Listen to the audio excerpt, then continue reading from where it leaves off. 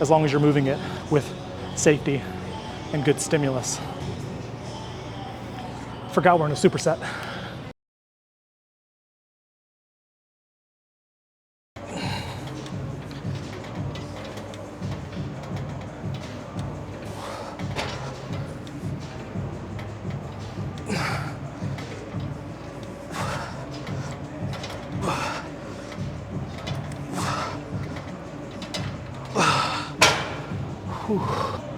Welcome back, YouTube. Today is Friday, full body day, a little bit of quads, lots of hamstrings, lots of upper back.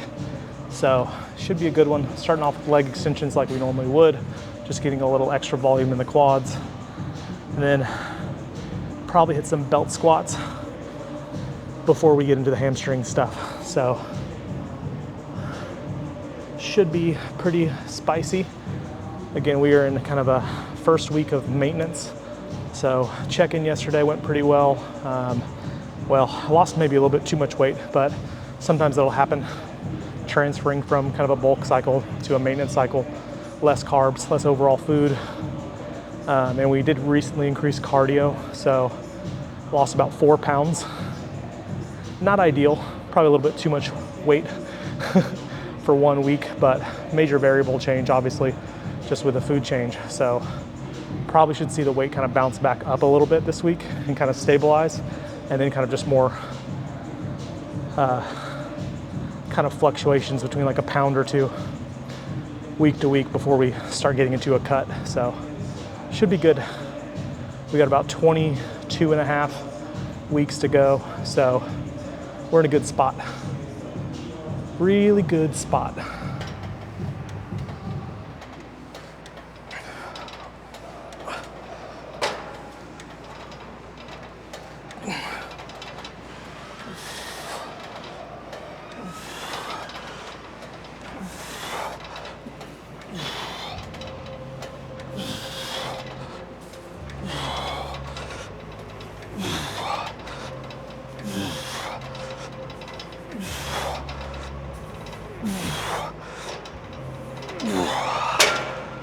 Main priority here is just making sure we're starting from the most lengthened position possible. So I'm trying to think about like kicking my heels back as much as possible, feeling the quads go into as much length, and then getting into a shortened position with that extension. Sometimes it's tricky because it kind of depends on the angle of your seat. For example, if you have a really flat seat, you might be able to drive back a little bit further, get more like 90 degrees. And then machines like this, you might be having a little bit more difficult time driving your heels kind of like towards your butt as much as possible, but you might be able to get what seems like hyperextension. It's just that you're at an angle, so it should still get to about 180 degrees or so. A straight line.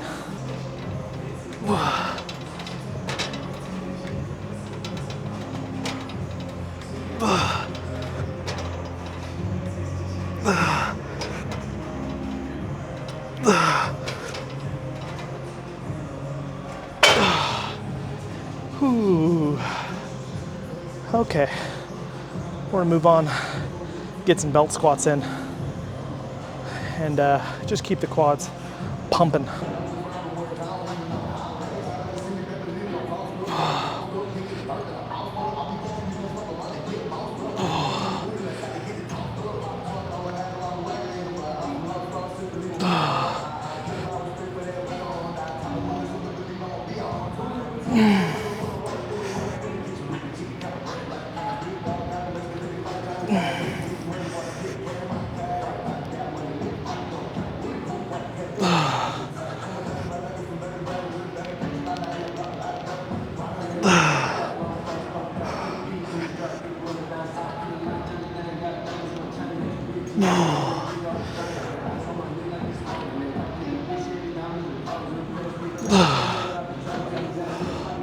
Belt squats, really focusing on tempo. So trying to go kind of 3 seconds up and then like 2 seconds, 3 seconds down and like 2 seconds up, and just kind of really feel consistent tension.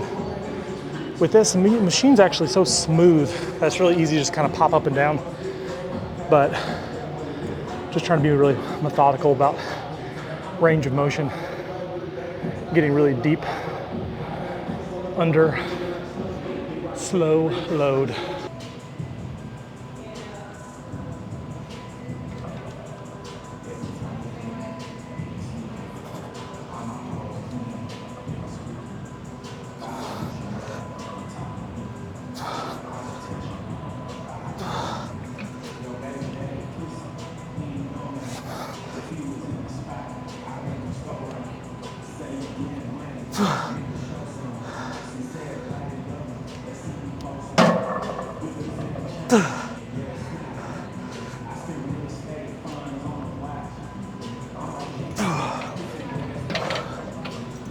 Ooh. The more sets you do, it's kind of like a pyramid. So the first set sucks, second set's a little bit better, third set's good, and then fourth sucks, fifth, terrible. That's really just most movements.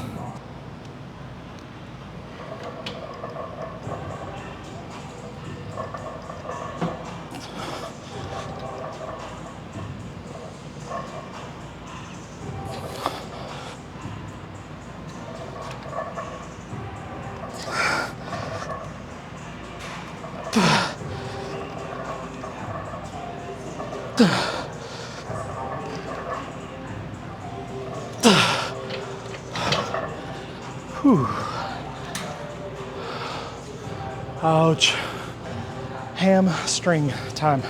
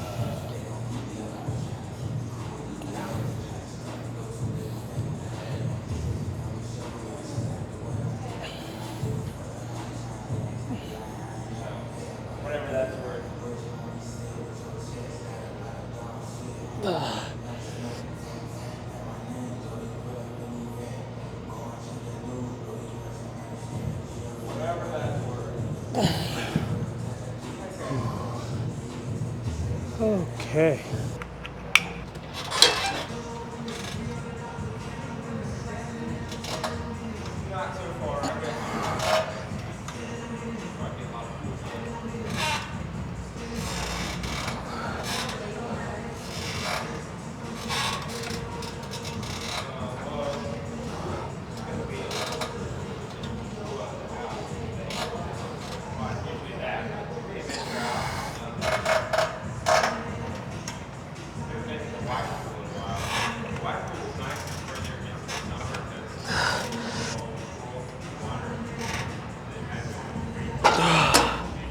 Ooh.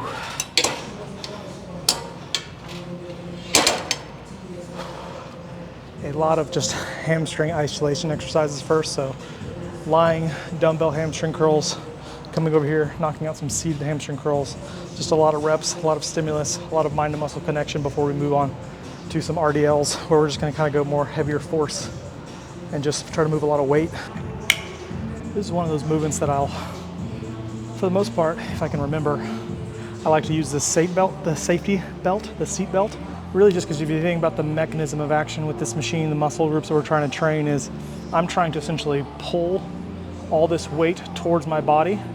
And without this safety belt, me doing that is gonna try and pull my body towards the weight too.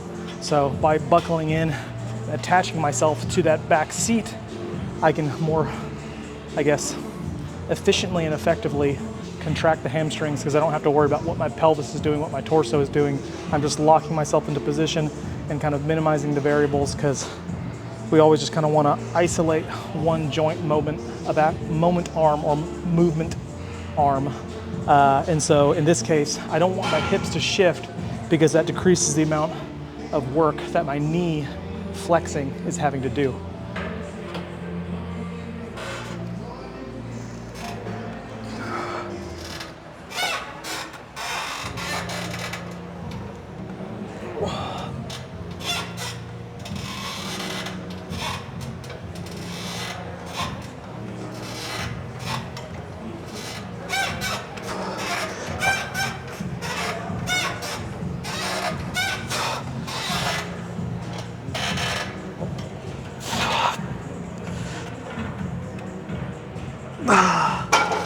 Ooh, got a little fast there, but the pump feels really good. So probably slow it down, be a little bit more methodical with the eccentrics on this last set, and then move on to the heavyweight.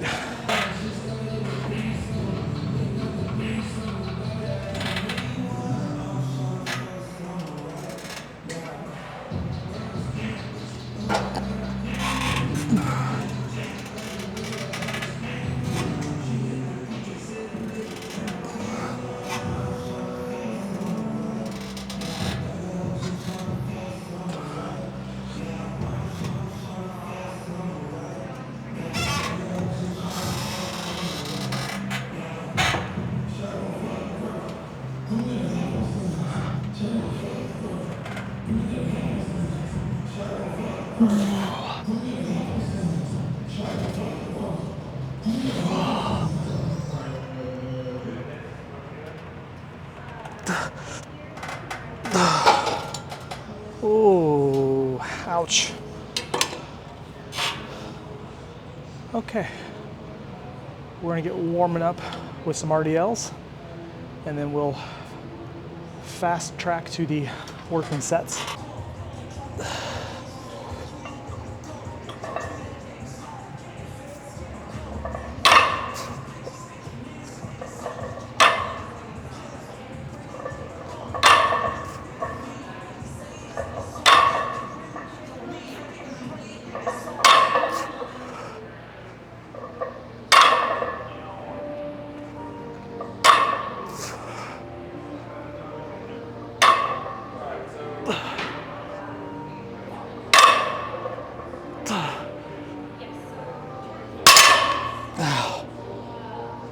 Ooh.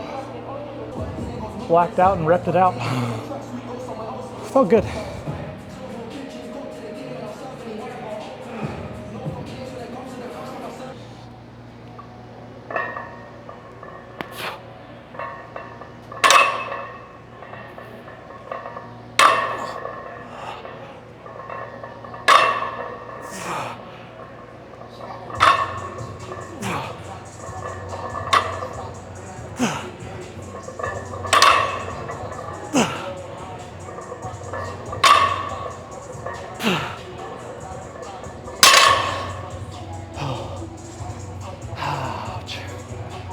Ooh.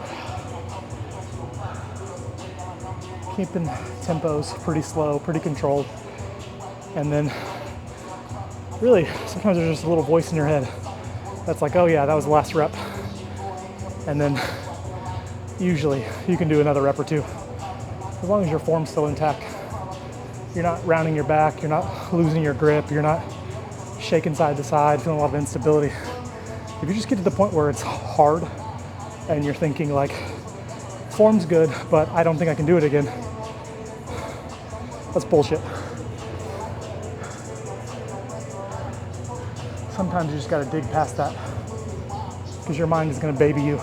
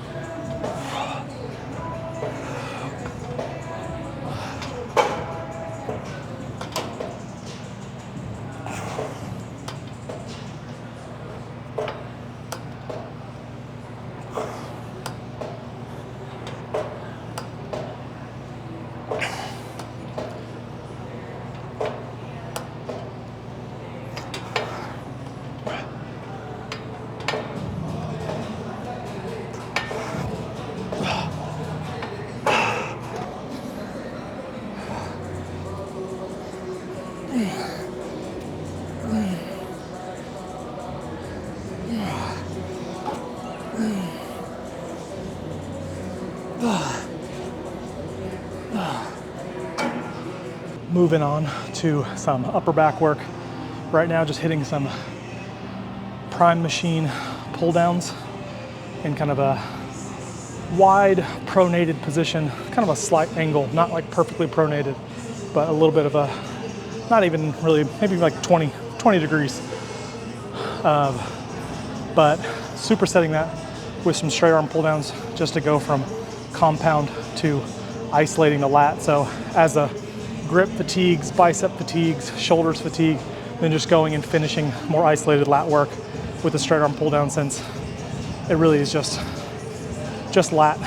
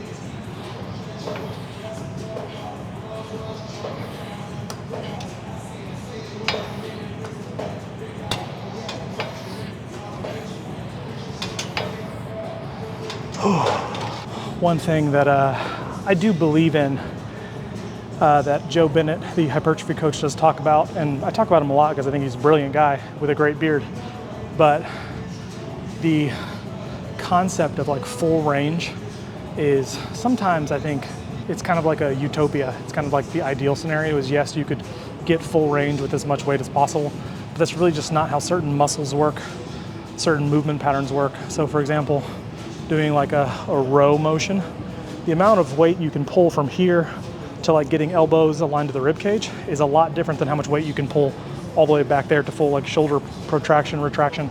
I think in some cases you'll have to be prepared to maybe start off with weights that you can get like 2 or 3 reps all the way back here, but don't think that you have to quit because you can only get like elbows to rib cage. As long as you can get the majority of the movement, I think the weight is still appropriate, as long as you're moving it with safety and good stimulus. Forgot we're in a superset.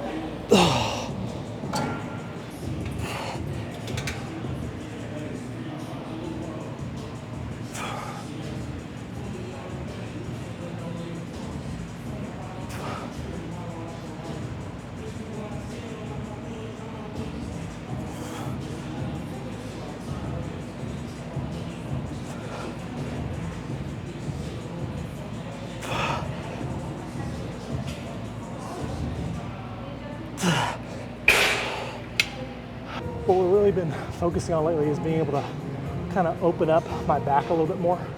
So let my back get a little bit wider in some of my poses and stuff. And so I've been really just kind of supersetting a lot of upper back work with a lot of like scapular mobility exercises. This is kind of a scapular push-up. And so the concept is you're actually trying to do a push-up without bending your elbows. And so what it kind of looks like is just letting the scapula kind of come down, keeping my elbows locked, and then pushing through the serratus to kind of round that upper back as much as possible.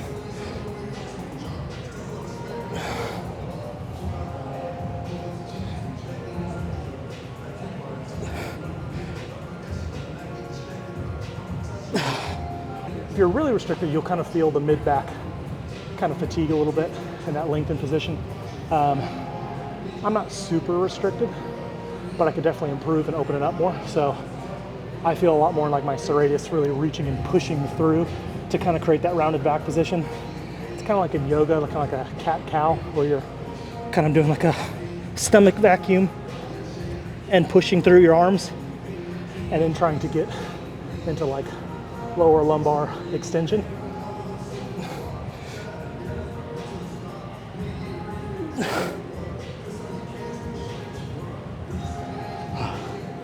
Harder than it looks.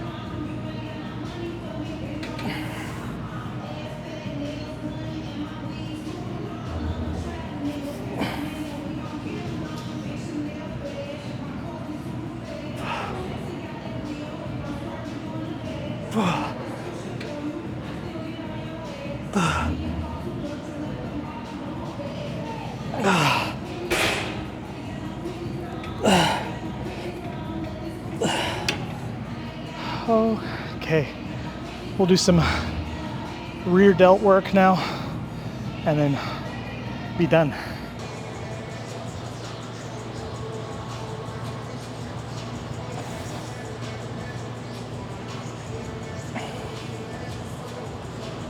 Rear delt flies, using the cables. What I like to do is kind of set the cables kind of high and then keep my hands low so I can keep the trap out of it as much as possible. And the path I typically describe is like, imagine you're cleaning a table with two cloths. So you kind of want to stay level the whole time. I think where a lot of people have a lot of issues is they think I need to drive down or I need to drive up. Just keep it level, because if you drive down, you're going to start using the tricep. If you drive up, you're going to start using the trap. So it's just easier to try and kind of avoid that. Just choose a weight that you can keep consistent tension, not speed up excessively, not load in the wrong places.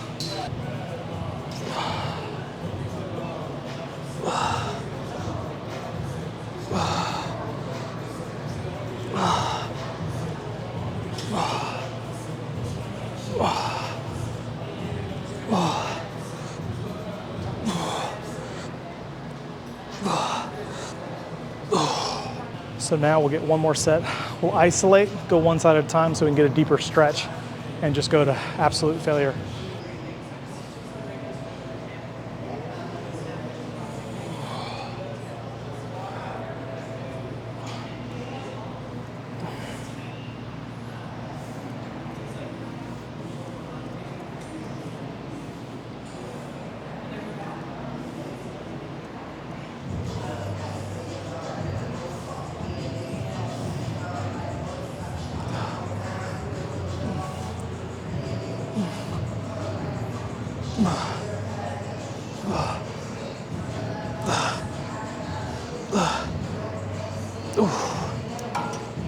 Definitely a movement. I will always emphasize some sort of partial range or end range partials, as they're kind of commonly, referred to now, lengthened partials, all the big buzzwords. And so just because you see so many movements where you're never really getting to length and range for rear delts. It's like, why not have one set where you just burn that out as much as possible? You're not gonna cause a massive amount of, you know, systemic fatigue and overtraining from some rear delts to failure.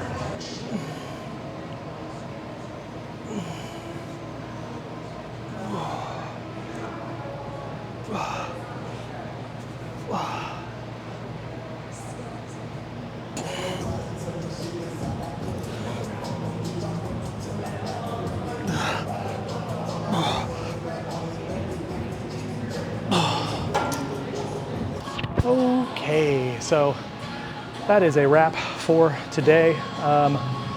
Pretty good overall full body day, good amount of quads, a lot of hamstrings, and then just some good upper back work.